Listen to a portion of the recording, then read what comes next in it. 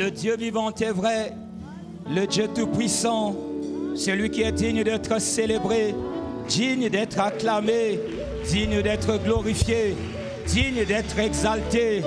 Reçois, Père, l'expression de notre reconnaissance ce matin.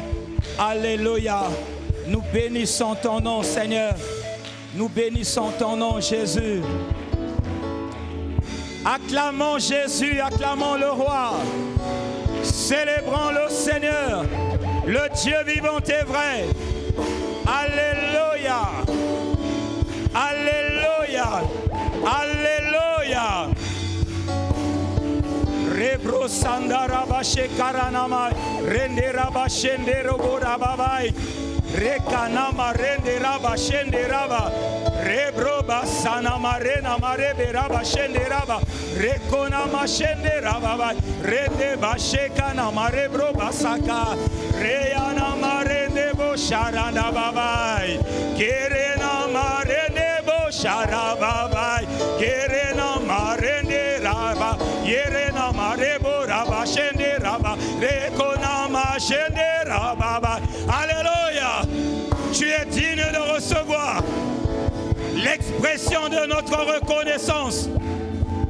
Merci Jésus. Merci Seigneur. Alléluia.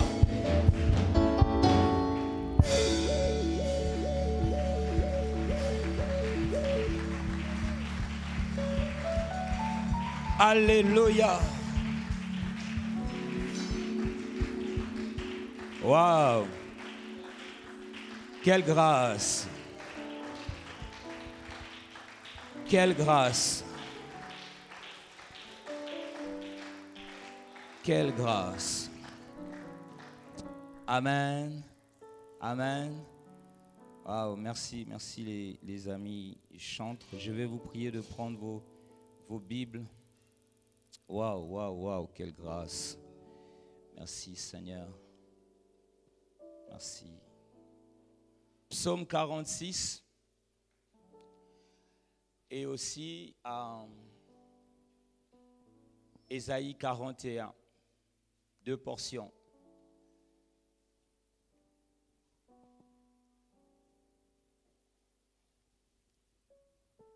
Psaume 46, nous allons commencer par là.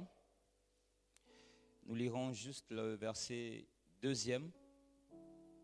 Alors, selon la traduction, pour certains, ça va être le verset 1er. Psaume 46.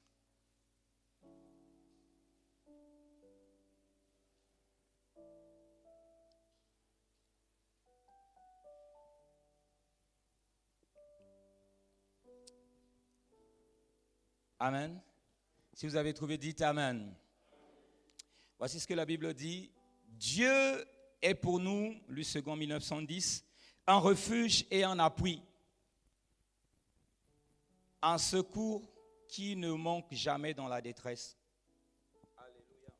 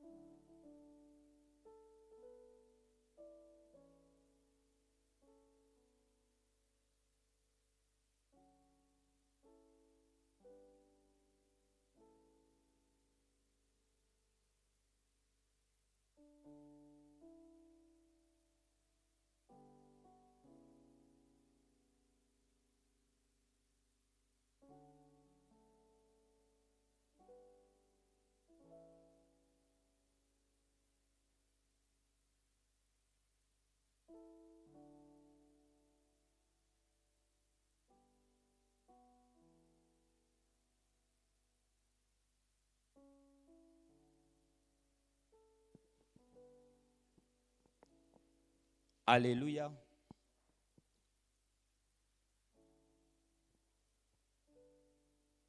Alors, le texte sur lequel nous voulons travailler ce matin,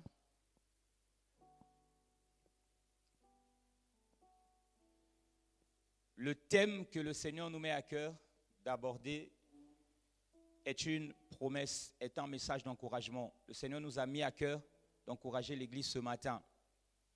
Le dimanche dernier, j'avais promis parler du plus grand sujet tabou de l'Église de notre génération. Et au fur et à mesure que nous étions en train de nous approcher du dimanche, ça devenait comme un combat en moi. Et j'entendais comme une voix qui me disait « Fortifie l'Église ».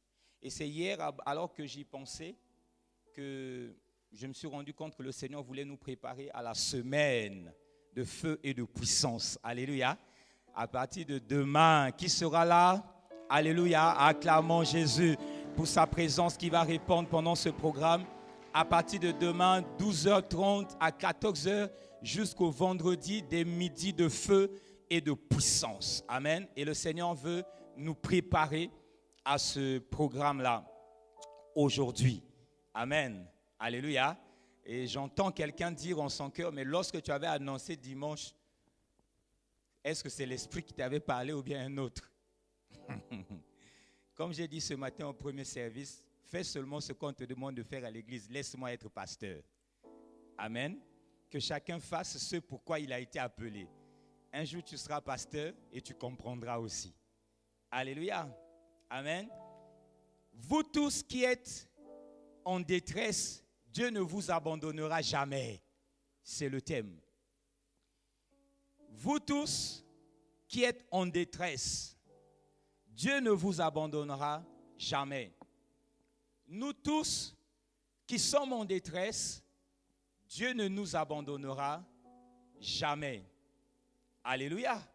Amen. Amen. Alors le texte que nous avons lu de Ésaïe chapitre 41, le verset 17e, tout à fait simple. La Bible parle des malheureux et des indigents. D'autres versions parlent des nécessiteux et des pauvres. Amen. La Bible dit, ils cherchent de l'eau. L'eau ici, c'est le symbole de la subsistance, de ce dont ils ont besoin pour vivre, pour subsister. Ce minimum nécessaire. Allez, on ne va pas appeler ça minimum. On va appeler ça le nécessaire vital. Alléluia. Ils cherchent, mais ils ne trouvent pas. La Bible dit, il n'y a point d'eau. Leur langue est desséchée par la soif. Et j'aime ce qui suit. Moi, l'Éternel, je les exaucerai. Moi, le Dieu d'Israël, je ne les abandonnerai pas. Amen. Amen. Dieu se positionne comme étant celui qui fait la promesse. Pas un autre. Il dit, moi, l'Éternel. Moi, le Dieu d'Israël. Il fait la promesse. Alléluia. Amen. Dites encore Amen. Le verset 18, lui second traduit, je ferai jaillir des fleuves sur des collines et des sources au milieu des vallées. Je changerai le désert en étang et la terre aride en courant d'eau. Alléluia. Lorsque nous lisons la première partie de ce verset, la traduction Louis II nous pose un problème. Louis II dit, je ferai jaillir des fleuves sur les collines. Mais lorsque nous regardons sur la plupart des autres versions, la quasi-totalité des autres versions, excepté second 21, on parle d'une colline, mais une colline particulière. Une colline particulière. Français courant traduit ainsi, je vais faire jaillir des fleuves sur des hauteurs dénudées. Amen. Des hauteurs dénudées. Des hauteurs qui n'ont pas d'arbres. Alléluia. Des hauteurs qui sont sèches. C'est des hauteurs, mais c'est dénudé. Parole vivante traduit ainsi, je ferai couler des fleuves sur des hauteurs sans arbres. Sans arbres. Ce n'est pas juste des hauteurs, mais c'est des hauteurs sans arbres. La traduction française de la nouvelle version King James traduit ainsi, j'ouvrirai des fleuves sur des hauteurs délaissées. Amen. Amen. Délaissées. Des hauteurs abandonnées. Alléluia. Amen. Amen. Donc, il s'agit des hauteurs, mais pas des simples hauteurs, des hauteurs abandonnées, des hauteurs asséchées, des hauteurs desséchées, des hauteurs désolées. Desolated. Alléluia. Amen. Le Seigneur s'adresse ce matin à toutes les personnes, à l'Église, mais surtout à toutes les personnes qui ont été de plein fouet frappées par la crise. Et ces personnes aujourd'hui sont en train de considérer l'année 2020 comme l'année qui leur a tout pris, qui leur a tout arraché. Au début de l'année, nous avons eu à faire des proclamations. L'année 2020 est entrée, 2020, 2020, ainsi de suite. On a donné à cette année toutes sortes de noms. Mais le mois de mars est arrivé et sur le plan mondial, nombreux ont eu l'impression que cette année est venue leur arracher tout ce qu'ils avaient, toute espérance qu'ils avaient. Certains avaient investi juste avant cette crise sanitaire et ils ne savent plus voir, ils ne savent plus retrouver leur investissement. Alléluia, amen, amen. Et le Seigneur s'adresse à toi ce matin qui est dans cette situation. Il s'adresse à tous ceux qui cherchent désespérément une solution, mais ils ne trouvent pas. Alléluia. Ils cherchent une solution, ils ne trouvent pas. Il s'adresse ce matin à quelqu'un qui cherche le secours dans un domaine quelconque de sa vie, mais le secours ne vient toujours pas. Le Seigneur, selon le verset 17, s'adresse aux pauvres, aux malheureux, à ceux qui sont nécessiteux, à ceux qui sont de la classe sociale qui est méprisée, qui est considérée comme ceux qui n'ont pas réussi. Alléluia. Il s'adresse surtout ce matin à des personnes qui ont de la bonne volonté, des bosseurs, qui travaillent, mais à cause de l'environnement dans lequel ils vivent, ils ont l'impression que leur travail, le fruit de leur travail n'est pas manifesté. Ils travaillent, ils sèment, ils mouillent le maillot, mais il n'y a rien. Il n'y a rien derrière. Il n'y a pas un résultat. Alléluia. Et à toutes ces personnes-là, et à celles que je n'ai pas citées ce matin, mais qui sont dans une situation de précarité, une situation de challenge, qui sont défiées par la vie, le Seigneur promet à chacun un secours. Alléluia. Amen. Il dit, tous ceux qui sont en détresse, je ne vous abandonnerai jamais. Jamais. Et si nous voulons nous inspirer du verset 18 de Ésaïe 41, nous allons voir que Dieu va s'adresser à 4 types de personnes, à 4 types de situations. Et à chaque type de situation, il envoie de l'eau. Mais l'eau va prendre une forme différente. Alléluia. Amen. Amen. Quand nous lisons ce verset, la Bible nous montre que Dieu promet de faire jaillir des fleuves sur des hauteurs dénudées. Alléluia. Ce que Louis II appelait les collines. Il dit, je vais faire jaillir des fleuves. Amen. Amen. Les hauteurs dénudées, eh bien, c'est le symbole d'une réussite, d'une situation de réussite. Quelqu'un qui a réussi, qui est en position de hauteur. Amen. Les gens le voient comme quelqu'un qui a réussi. Mais on ne sait pas ce qui s'est passé. Dans sa position de hauteur, tout lui a été arraché. Il n'y a plus d'arbre. Il est en hauteur, mais il n'y a rien. Il est délaissé. Il est abandonné. Alléluia. C'est l'image de quelqu'un que certaines personnes sont en train d'envier parce qu'il est marié. Il s'est marié. Et nous voyons un célibataire qui le voit et qui dit « Waouh, moi j'aimerais être comme lui ». Il est marié. Le célibataire le voit comme quelqu'un qui est dans une situation de réussite sociale. Mais lorsque vous allez dans la vie de la personne est pleine de chagrin. Marié, mais plein de chagrin. Alléluia. C'est l'image de quelqu'un qui a trouvé un travail, qui travaille peut-être dans une grosse entreprise ou bien dans une entreprise moyenne, qui travaille quand même. Et il y a un chômeur qui le voit et qui dit « Waouh, celui-là, il travaille ». Il le voit comme dans une position élevée. Alléluia. Mais lorsqu'on regarde la personne, beaucoup de mois sont passés sans salaire. Amen. Il travaille, il est embauché, mais au fond de son cœur, sa hauteur n'apaise pas sa vie. Il est en hauteur, mais c'est une hauteur desséchée. C'est une hauteur sans arbre. C'est une hauteur sans rien. C'est le symbole de quelqu'un qui a pris de son argent, qui a investi dans un domaine quelconque. Et lorsqu'on le voit, on se dit, voilà celui-là qui a investi, qui a créé une entreprise. Mais lorsque vous vous approchez de la vie de la personne, vous vous rendez compte que c'est une entreprise sans client, sans partenaire. Alléluia. Amen. Une vie de chagrin, de soucis, en hauteur, mais avec des problèmes. Alléluia. Et le problème de ceux qui sont en hauteur, mais qui ont des problèmes, c'est que personne ne les aide. Si vous remarquez, si Dieu commence à vous bénir, si vous avez un peu de moyens, lorsque vous êtes dans le besoin, même si c'est un besoin spot, Ça a besoin d'un temps seulement. Si vous posez un problème à quelqu'un, eh bien la personne ne va pas vous aider. Alléluia. J'ai vu plusieurs fois, je me suis retrouvé dans des situations, tu te retrouves quelque part et puis peut-être que tu as une course directe, tu n'as pas d'argent sur toi, tu dis j'ai besoin de passer par la station, prendre du carburant. Tu appelles un collègue, tu lui dis donne-moi 10 000 francs, j'ai rien sur moi, je vais prendre du carburant. Il dit Roland, c'est pas possible, toi tu ne peux pas manquer 10 000. Il répond comme ça en rigolant, mais toi tu sais véritablement que tu manques de 10 000 francs.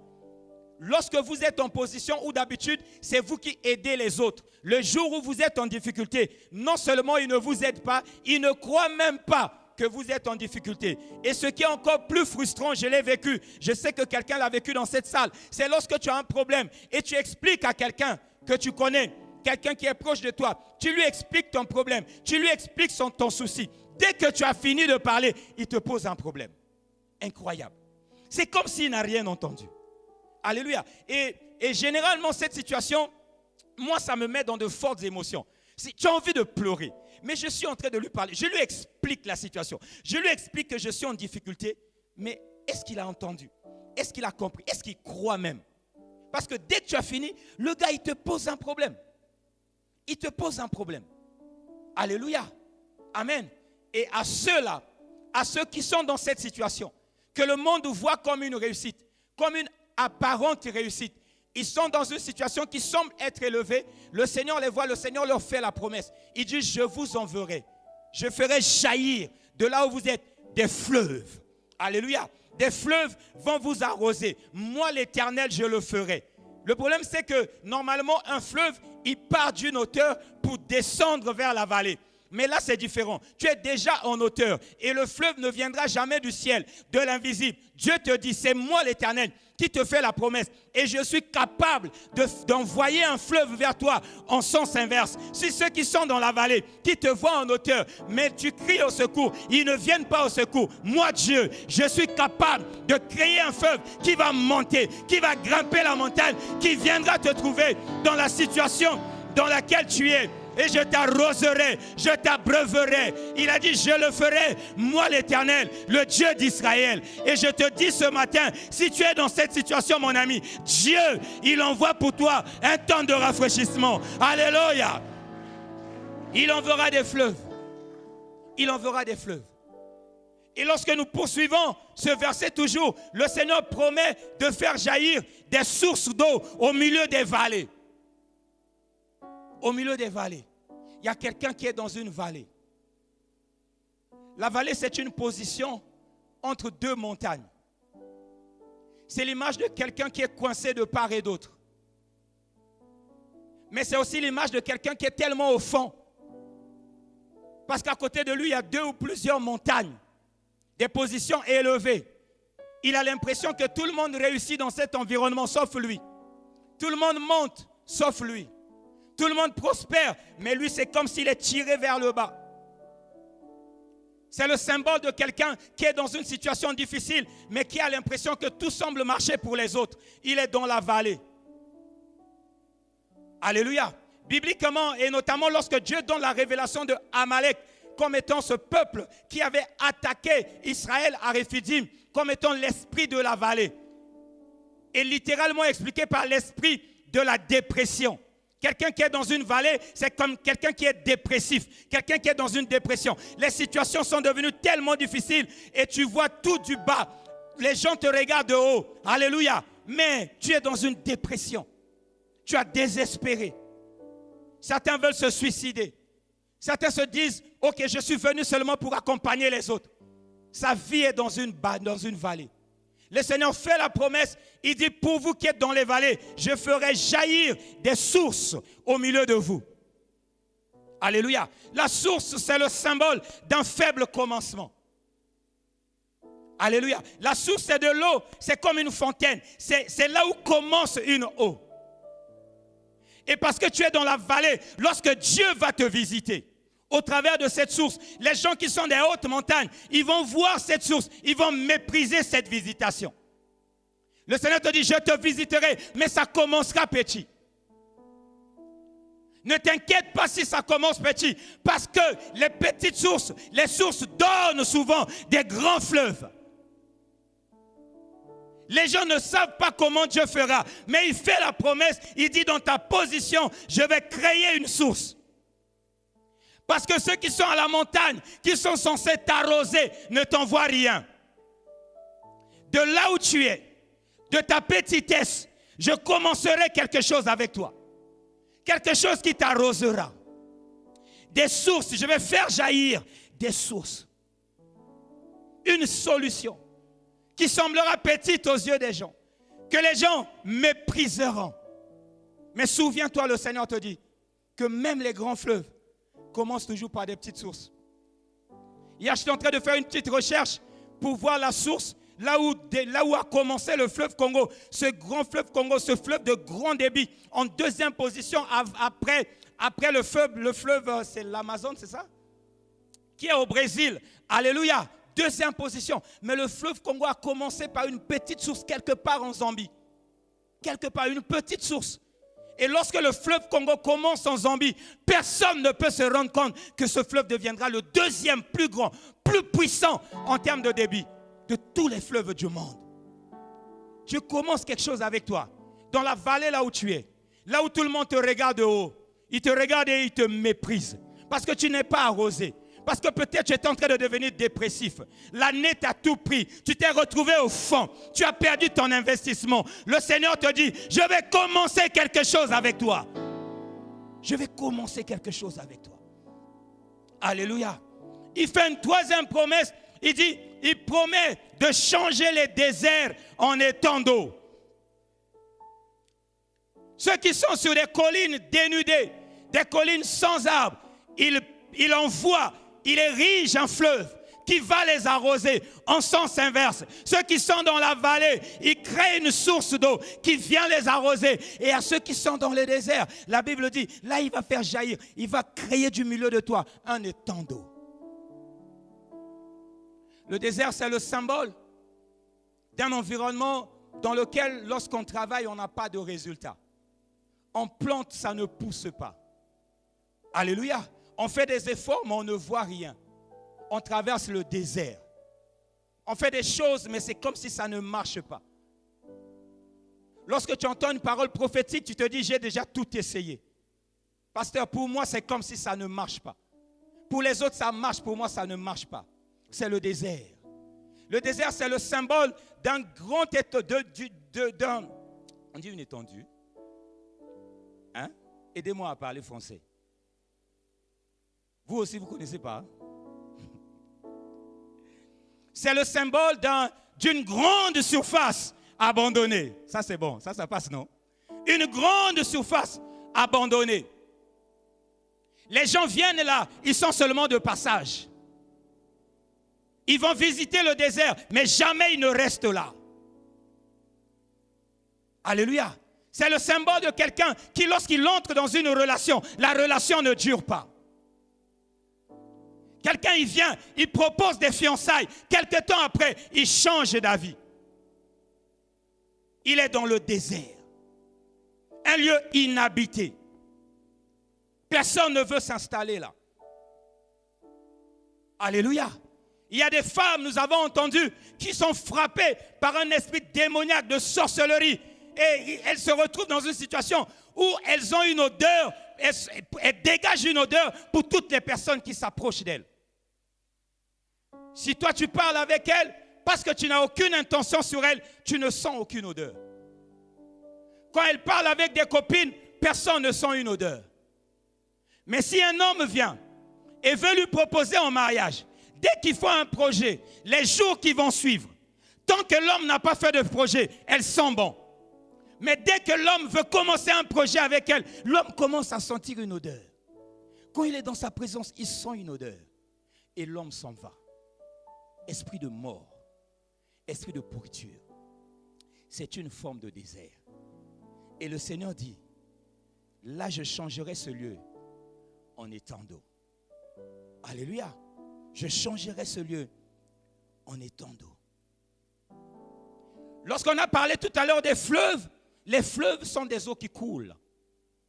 Pour ceux qui sont dans la vallée, Dieu suscite une source, même si elle est petite, même si c'est un faible commencement, mais c'est une eau qui coule. Mais un étang, est une eau stagnante, est une eau qui ne bouge pas. Alléluia. Pourquoi? Parce que celui qui est dans le désert, il a vu des gens partir. Il a vu des partenaires partir. Lorsqu'il a ouvert une boutique, un magasin, les gens ils viennent seulement pour se renseigner. Quand ils se sont renseignés, après ils passent. Ils prennent l'information. Ah ouais, c'est bien ce que tu as fait. Ils s'en vont. Ils n'achètent pas.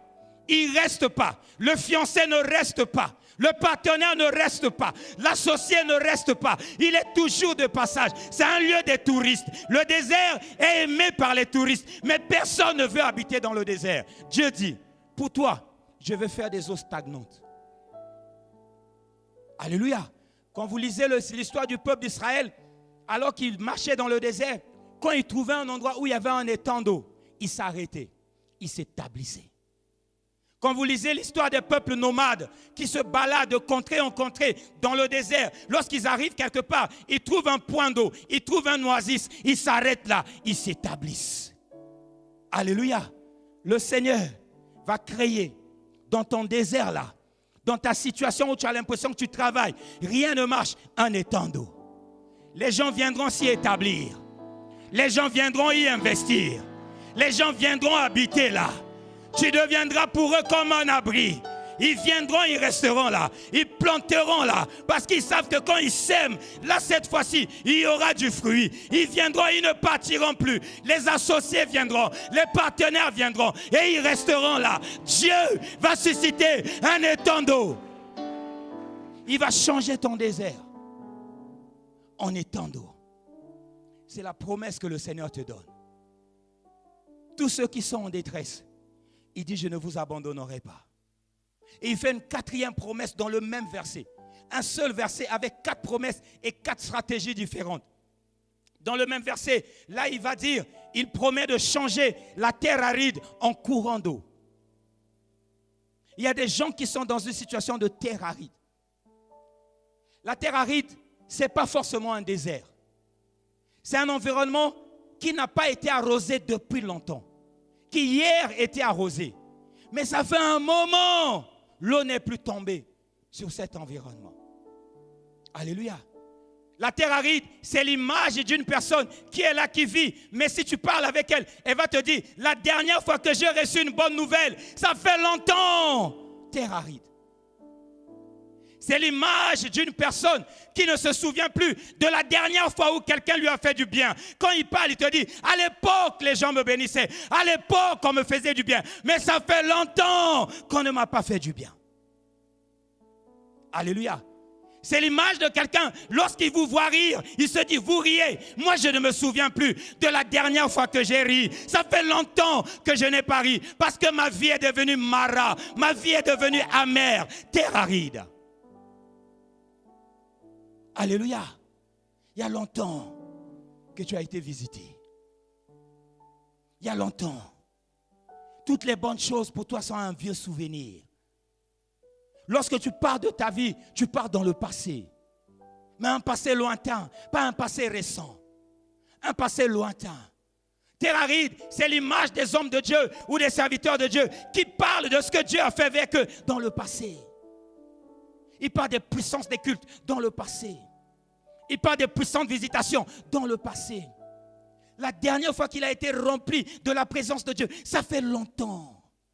Sa vie spirituelle s'est asséchée. Tout est devenu amer. Il ne supporte plus la présence de Dieu. Il aime la présence de Dieu. Mais ça fait longtemps qu'il a ressenti une visitation spéciale et fraîche de l'onction du Saint-Esprit. Ça fait longtemps. Le Seigneur te dit, pour toi qui es dans cette situation, j'enverrai des courants d'eau. Alléluia. J'enverrai des courants d'eau. Pas un courant d'eau, des courants d'eau. Parce que ça fait trop longtemps que tu as ri. Ça fait trop longtemps que tu as reçu une bonne nouvelle. Ça fait trop longtemps que tu attends cette promesse. Ça fait trop longtemps. Et les courants d'eau, c'est l'image des opportunités que Dieu va t'envoyer. Opportunités pour rire. Opportunité de la présence de Dieu. Opportunité d'affaires. Opportunité de partenariat. Ça viendra de partout. Un jour, je parlais avec un bien-aimé qui était dans le chômage. Je lui ai dit, la plupart des gens que j'ai vus qui sont restés longtemps en situation de chômage. Lorsque Dieu décompte la situation, généralement, ce n'est jamais une seule entreprise. C'est toujours au moins 2 ou 3 entreprises qui t'appellent en même temps. Tu as le choix. Tu dois choisir. Tu appelles le pasteur. Pasteur, je choisis d'aller où? Là, j'avais laissé un vieux dossier. On m'a rappelé. Là, j'avais laissé un vieux dossier. On m'a rappelé. Là aussi, j'avais laissé un vieux dossier. On m'a rappelé. Je déclare que c'est le partage de quelqu'un qui est dans cette salle et quelqu'un qui nous suit sur Internet ce matin. Dans le nom de Jésus. Le Seigneur va aller réveiller ces dossiers comme des courants d'eau.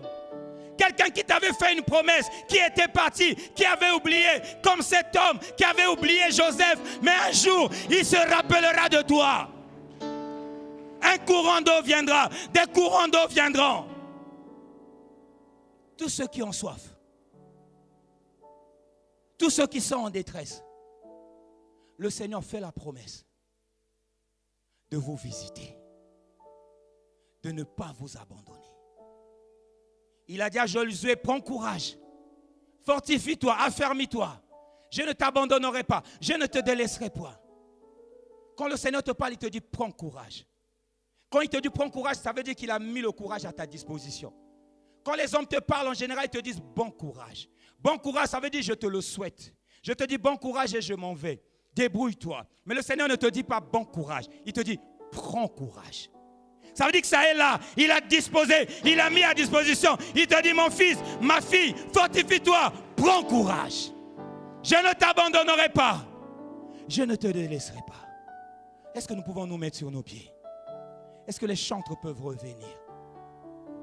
L'alpha et l'oméga. Et le Seigneur qui fait la promesse. Celui-là qui ne change pas.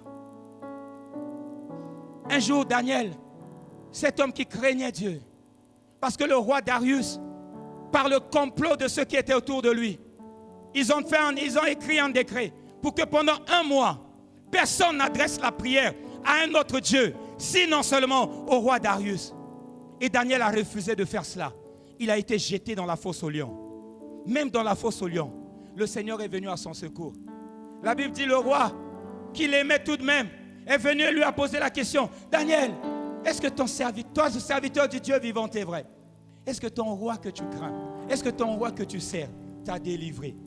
Daniel a dit, mon Dieu a envoyé son ange. Il a fermé la gueule des lions. Je déclare sur la vie de quelqu'un que Dieu va envoyer un ange qui va fermer la gueule des lions. Il ne t'abandonnera pas. Il ne t'abandonnera pas. La Bible nous parle dans le livre de Jean au chapitre 5 de cet homme infirme. Depuis 38 ans, il était malade. Il était à la piscine de Bethesda. Et la piscine bougeait, l'eau bougeait. Il était question que lorsque l'eau bouge, que la personne soit jetée et soit guérie. Mais lui, il était infirme. Il ne pouvait pas se jeter seul dans l'eau. Qui l'a pris de chez lui pour l'emmener là? Il n'a pas marché tout seul. C'est certainement les parents, certainement les amis, certainement les voisins. Ils l'ont pris de chez lui. Ils sont venus le jeter à la piscine. Ils lui ont dit, débrouille-toi. Je parle à quelqu'un ce matin à qui la société a déposé, a jeté quelque part. Je parle à quelqu'un à qui la famille a rejeté, a déposé quelque part. Le Seigneur te dit, je passerai par là. Je passerai par ton chemin. J'arroserai ta vie. Parce que je suis l'eau de vie. Même si depuis des décennies, les gens t'ont oublié. Les gens de ta famille sur qui tu te reposais, ils t'ont oublié. Comme Méphibosheth, l'enfant de Jonathan. Son grand-père Saül est mort. Son père Jonathan est mort. Et lui-même, la Bible dit, il était perclus des pieds. Il ne pouvait plus rester dans la ville. Il est allé s'abriter auprès d'un parent à Lodébar. Un pays lointain. Un village lointain. Il était perclus des pieds. Il ne pouvait rien faire. Il était à Lodébar. Mais un jour, depuis son palais, le roi David a été touché. Je parle à quelqu'un qui depuis longtemps n'a pas reçu une bonne nouvelle. David a été touché. Il a appelé ses serviteurs. Il a dit, est-ce que dans la maison de Saül, est-ce qu'il ne reste pas quelqu'un? Je cherche quelqu'un à qui je veux faire du bien. Mon ami, ce matin, Dieu te cherche pour te faire du bien. On lui a dit, il reste un fils de Jonathan. Mais il est à Lo-Débar. Il est loin là-bas à Lo-Débar. David a dit, allez me le chercher.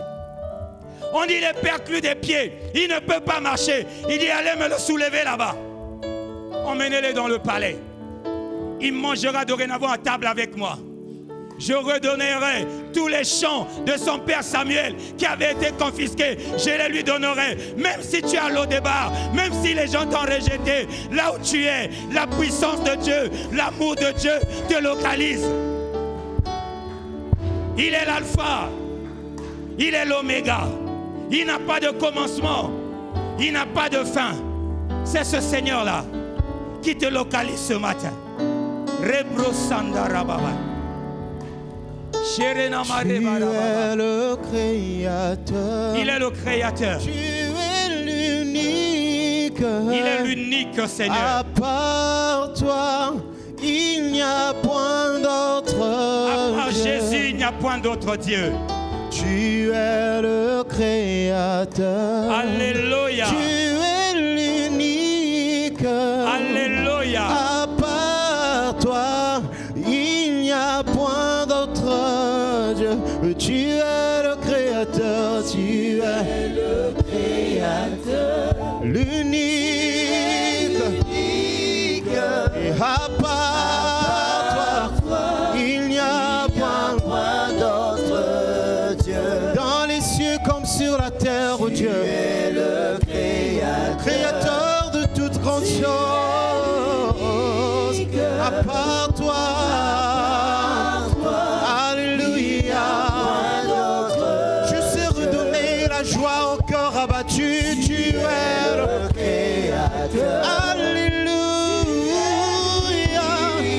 Et à part toi, il n'y a point d'autre.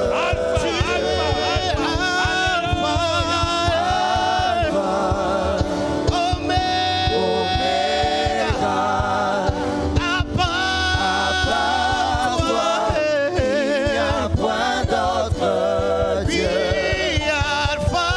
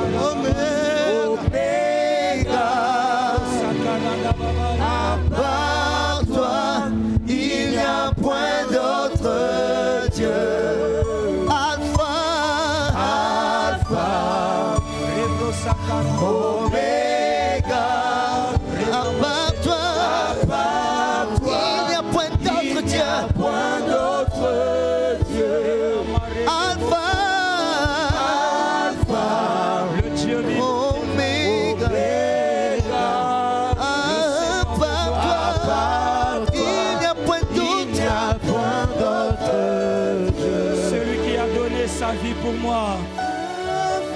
Celui qui est parti à la croix, il ne s'est pas retenu. À part toi, il n'y a point d'autre Dieu. Il a porté tes souffrances. Son sang a coulé. Oméga. Le Dieu vivant est vrai. À part toi, il n'y a point d'autre Dieu. Quelle que soit la position où tu es, que tu sois sur une colline dénudée, Oméga. que tu sois sur une hauteur abandonnée, Par toi, il n'y a point d'autre Dieu. que tu sois caché dans une vallée, Alpha, il se souvient de toi. Oméga. Il te visite ce matin. Par toi, il n'y a point d'autre Dieu. Que tu vives dans un désert. Alpha, Tu travailles, tu n'avais pas de résultat. Oméga. Aujourd'hui, il envoie un étang. Par toi, Et ton travail sera dorénavant manifesté. Alléluia, alléluia. Alpha, Que tu vives sur une terre aride. Oméga. Il est le Seigneur qui te visite. À part Ce matin, il te visite. Alléluia. Alpha, Alpha, Alpha. Rebo Shandara Babai. Oméga. Rebro Sakaranda Bai. À part toi, il n'y a point d'autre Dieu. Prie avec nous ce matin. Alpha, Prie avec nous auprès de ce Dieu. Oméga.